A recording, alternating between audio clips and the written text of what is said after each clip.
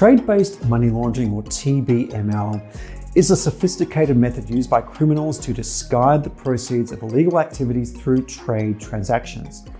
It's a process of disguising the proceeds of crime and moving value through trade transactions in an attempt to legitimize their illicit origins. This method leverages the complexity of international trade systems to obscure the true nature of financial transactions. Why is TBML a focus in financial crime management? Firstly, it's about complexity and volume. International trade is inherently complex and involves large volumes of transactions. This complexity makes it challenging for authorities to detect and trace illicit activities. Second, it's about global reach. TBML can involve multiple jurisdictions, making it difficult for any single country's law enforcement agencies to detect and prevent these activities. There's the economic impact perspective as well. TBML undermines legitimate businesses by distorting trade prices and can have severe consequences on the global economy, including loss of tax revenue and increased economic instability. What are some of the typologies you'll find in TBML? There's over-invoicing and under-invoicing. Over-invoicing is where an exporter submits an inflated invoice to the importer. The importer pays the inflated amount, thereby transferring extra funds to the exporter. Under-invoicing is where an exporter submits an invoice for less than the actual value of the goods, allowing the importer to pay less than the actual value. This technique can help importers evade taxes and duties while facilitating the transfer of illicit funds. Multiple invoicing. This technique involves issuing multiple invoices for the same shipment of goods. Each invoice triggers a separate payment, allowing the transfer of large sums of money under the guise of legitimate trade. Phantom shipping. Phantom shipping refers to the practice of creating fictitious shipping documents for goods that never exist or are never shipped. This method allows for the movement of funds without any physical movement of goods. Overshipping and undershipping.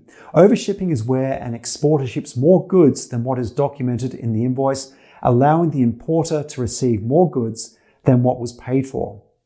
Undershipping is where an exporter ships fewer goods than what is documented in the invoice, enabling the exporter to receive more money than the actual value of the goods shipped.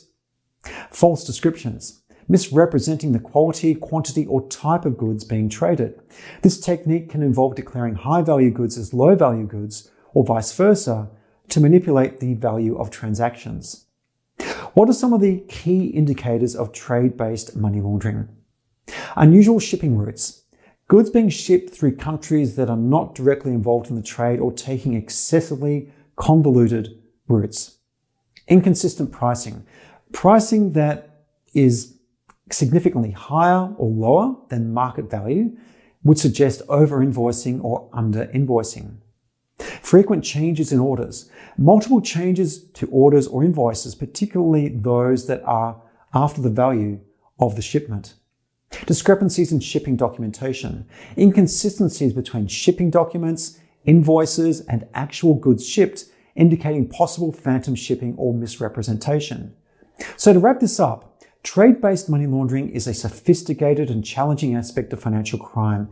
It leverages the complexities of international trade to disguise illicit funds, making detection and prevention difficult.